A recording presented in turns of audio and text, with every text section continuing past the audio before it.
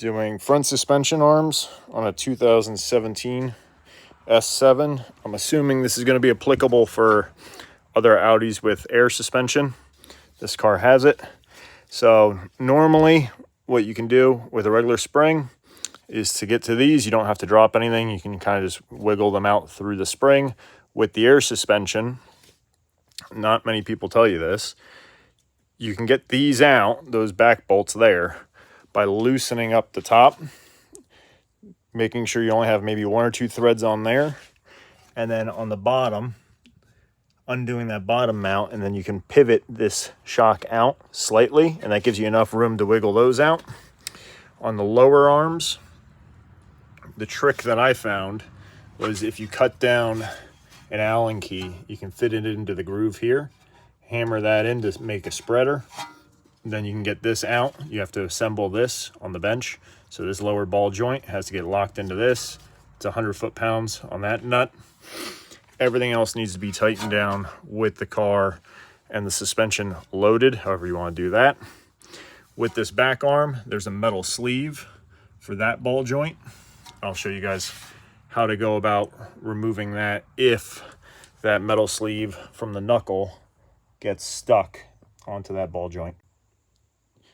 So this is that metal knuckle.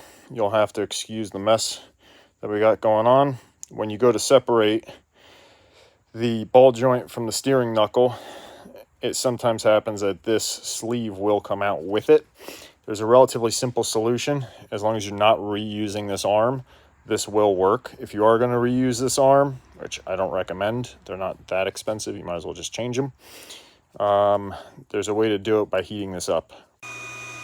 So I'm using a relatively cheap induction heater just to get this nice and heated up so it'll actually expand, and then I'll show you how to hammer it off and what we're going to do to get it back on.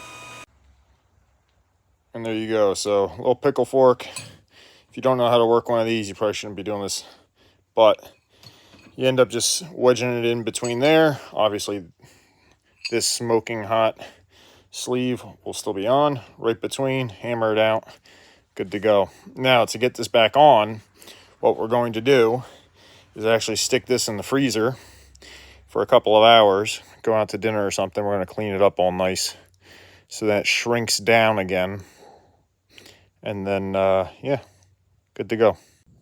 Last note, when you go to put it back in, use some seal drivers and a vice grip or a C-clamp to crank it back in even.